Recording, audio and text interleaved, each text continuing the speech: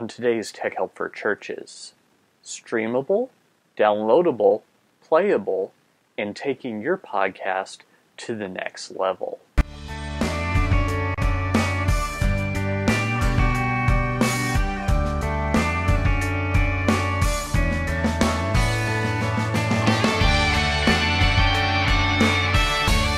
Welcome to another episode of Tech Help for Churches. My name is Paul Allen Clifford, and I'm your host, and I'd love for you to join the conversation.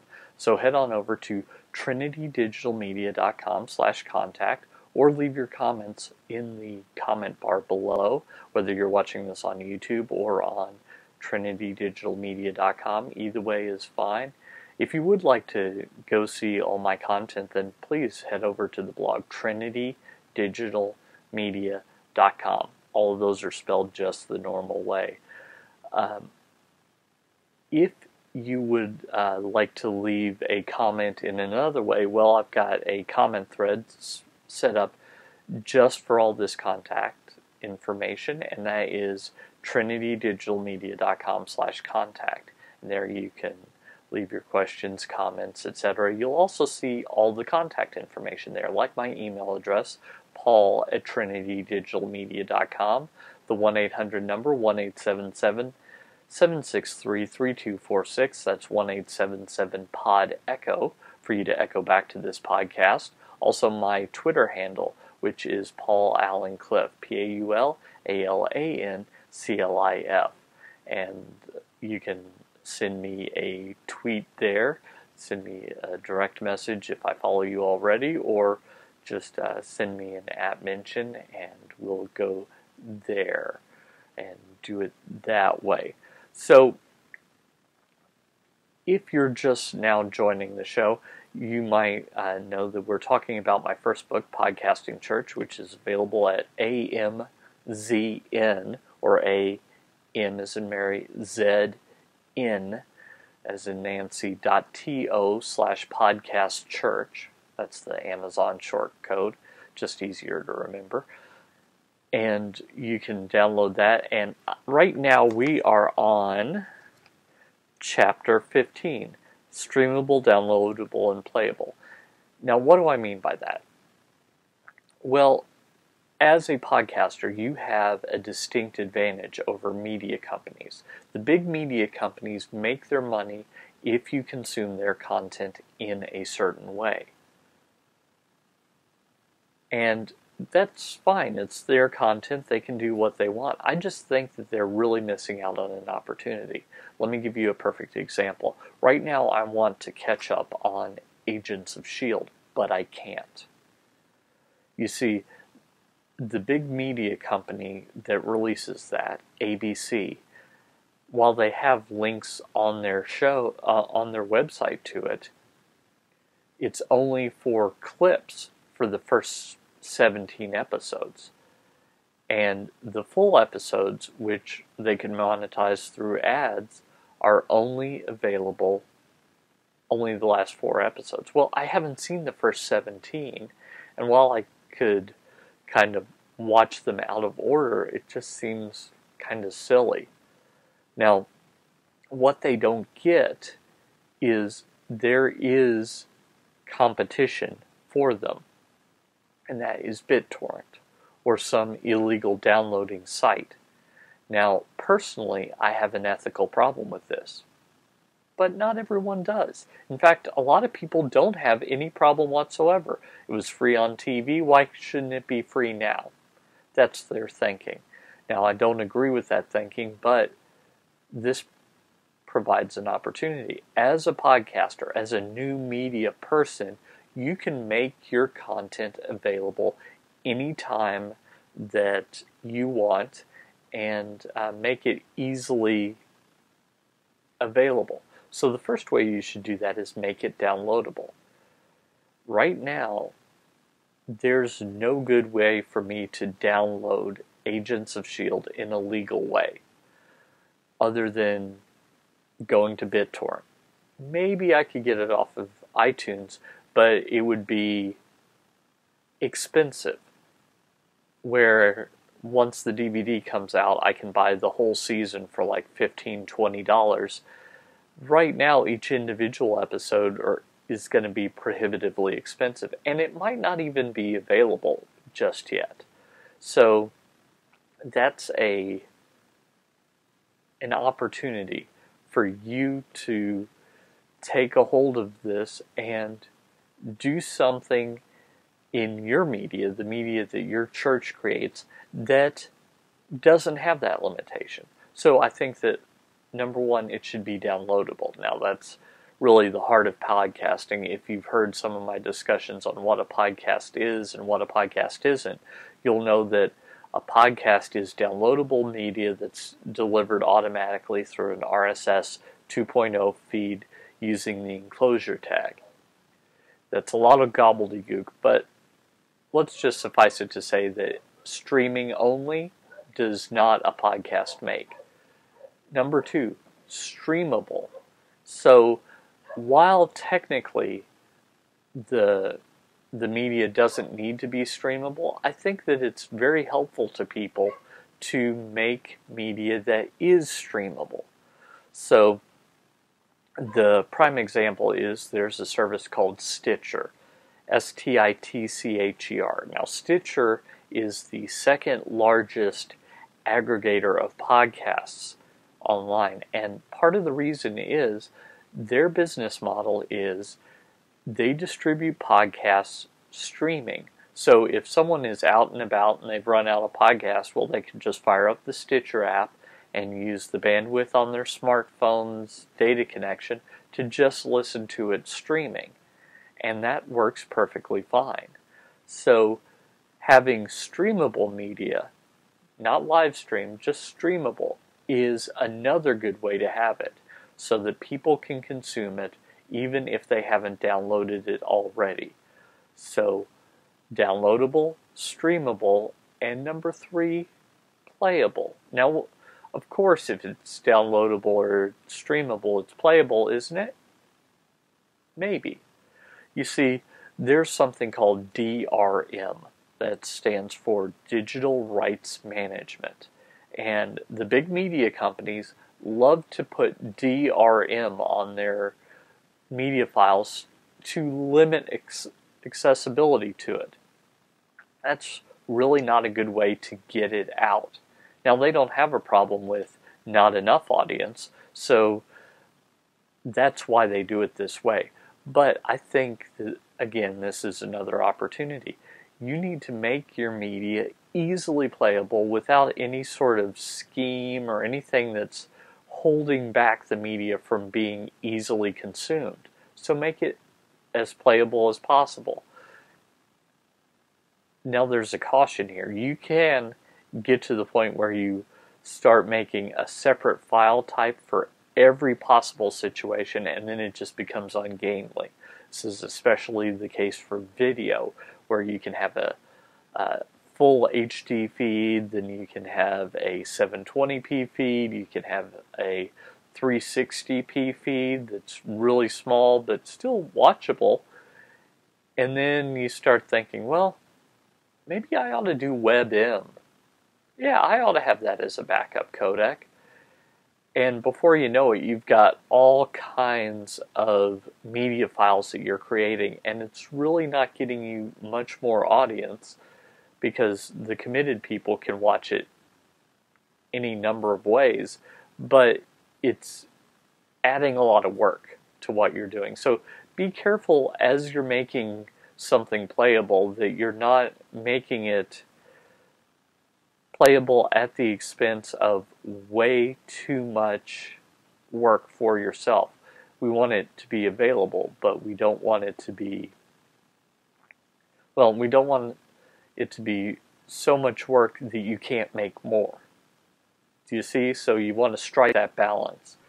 If all the post-production and all the work that you do on it takes you 40 hours a week and the original show is a half an hour, you're probably doing too much. So scale it back and try and balance those things. And now we'll talk about taking your podcast to the next level right after this. The ChurchTechCast.com podcasts are generously provided for by viewers like you. thank you.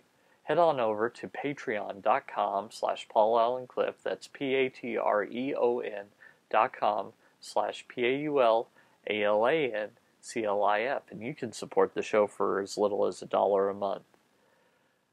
This is one of the ways that this community has really rallied together, and I just really appreciate all those who are supporting this show. So why not join the community in supporting the show?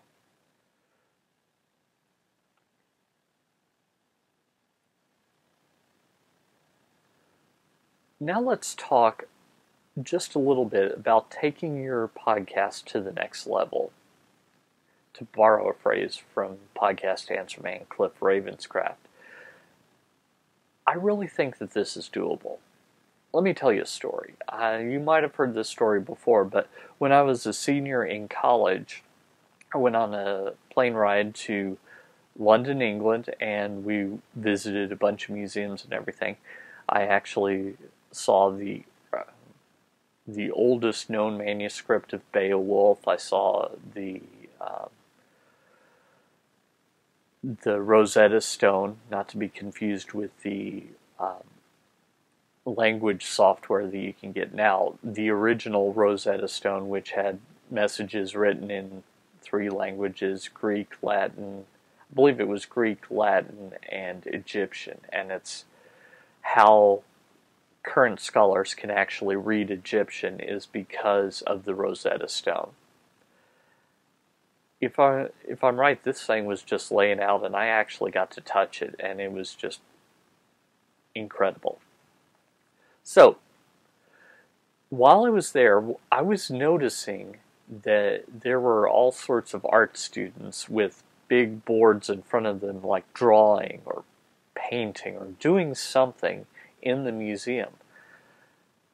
What I didn't realize was that they were learning from the masters. You see, when I was in college, I just thought, oh, this is more of that busy work that professors make you do that doesn't have any reason to do it. Well, perhaps, but what I really think was going on is the art school professors knew that the best way to improve your art is to try and duplicate artwork that people have already done. Now, the difference between an art forgery and learning to do art is what you do with the result. If you make a perfect copy of something and you try and sell it off as the original, art forgery. If, on the other hand, you just make a copy of it and you learn what you can from Michelangelo, you learn what you can from just all the great masters of art, then you're just learning what you can. So that's a good step on how to get your art better. Learn from others. Now, you don't have to learn exactly what they're saying when they do it, but I want you to try and find a radio show or a television show that's kind of like in structure, not in content necessarily, but in structure like what you're trying to accomplish with your podcast. And take notes. Pay attention. How do they open up the show? How do they close the show? How do they go to commercial? How do they go from one topic to another? Etc., etc. How do they interact with the audience? See if there are any tips or tricks that maybe you haven't even thought about that can help you grow. Now, don't emulate it perfectly. This is one of the things that I see a lot that people are making the mistake of doing is they're making the mistake of making duplicates and sending those out as their original work.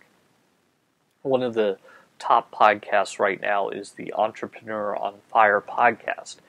It's a daily interview show about business, pursuing your dreams, etc.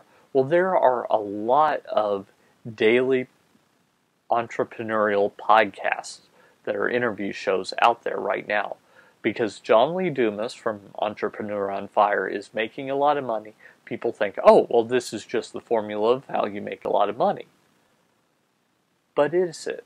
I think that you can make the mistake of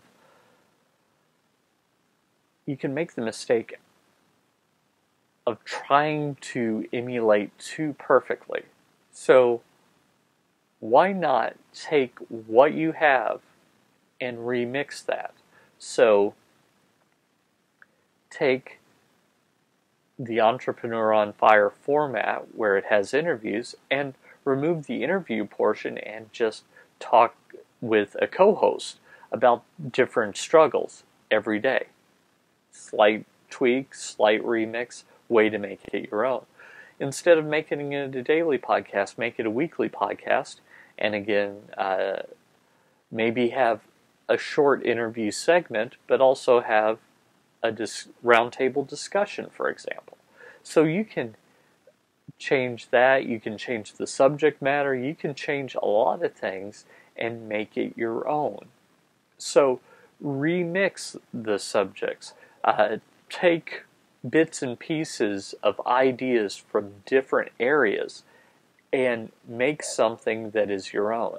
The art here is which bits and pieces that you take, not that it's all from scratch, never been done this way before, because if it's that way, you're going to get something that's so either poor quality because no one else has done it, or so avant-garde that other people won't quite get it.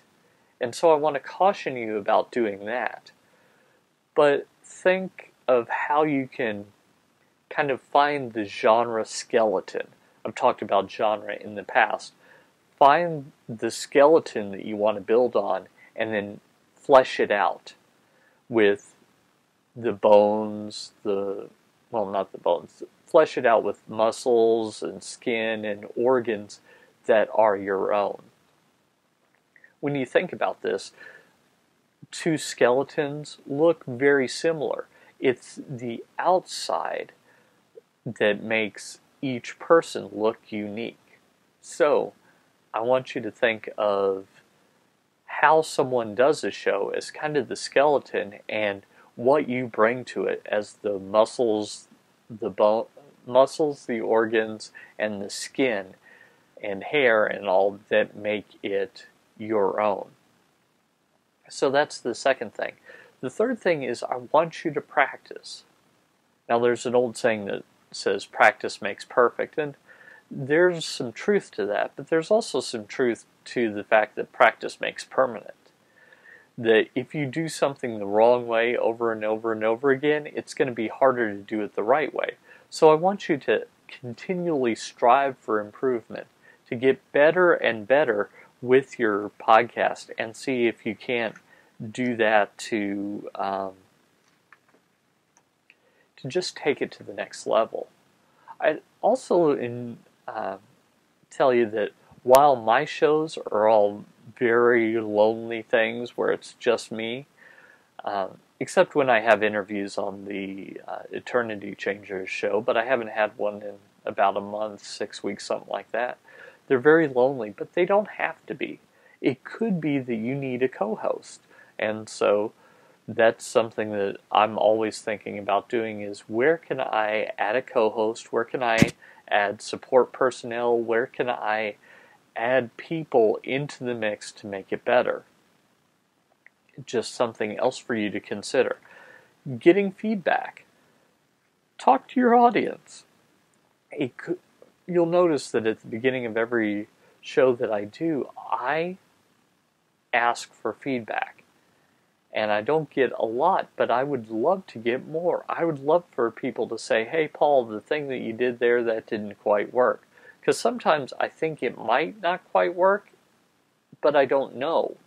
And I don't know until I try. So if you basically confirm what I'm thinking, then sometimes that enables me to change. And I think that that's good. So elicit feedback for your podcast. Don't be too proud to say, no, I know what I'm doing. I think that this is a trap that we can all fall into is thinking, oh, I know it all, or I've been doing this for years and years. I mean, keep in mind, I've been podcasting since 2005. On and off, for 9 years I've been doing this, and I'm still asking for feedback. Now, some of it I won't take. You know, if someone says, man, I love your show, but there's too much God stuff in there. Sorry, this is a church tech podcast. That's kind of how it is. So I'm not going to do less God stuff. In fact, I probably ought to do a little bit more. But, so some of the feedback I'm not going to take. But some of it is probably very valuable. Some people might say, hey, could you make the segments shorter? Or, hey, could you make them longer? I know there's a podcast I listen to, the School Podcasting podcast with Dave Jackson. And he's always saying things like, I don't know, it seems a little long. To me, it doesn't. To me, his show seems about right, maybe even a little on the short side. Now, it could be that I'm just really interested in the subject matter. After all, I did, in fact, write the book on church podcasting, Podcasting Church, which you can get at amzn.to/podcastchurch. I wrote the book on the subject, so I am interested in it. And maybe that's why I think that his show is too short. Like, if he could do it twice a week, same length, that would be better for me. So, elicit feedback and take that as well. So, what are some other ways that you think that you can make a podcast better? Is it just practice? Is it just learning from the masters? Is it just getting other people involved? Is it just getting feedback? What have I left out? Feel free to share your comments below or on trinitydigitalmedia.com/podcast. Don't forget to share this show. The more you share, the better it's going to be. And the more people hear about this, the more we can get the word out. Subscribe to the show either on YouTube or over on trinitydigitalmedia.com/subscribe. If you like the show, don't hesitate to rate it in iTunes if you're subscribed that way. So you can go to trinitydigitalmedia.com/reviews, or is it? No, it's iTunes reviews. trinitydigitalmedia.com/iTunes reviews, and you'll find all the links. You can just click on the link, write your review. A sentence is all I need. A sentence 4 or 5 stars is very helpful to me. And the more we can get, the more I'll climb the charts in iTunes, and the more that we can get this word out to other church techies that don't know that this resource is available. So I hope that this has helped you, and I hope that you'll use it to go out and change eternity. Until next time, this is Paul Allen Clifford with trinitydigitalmedia.com.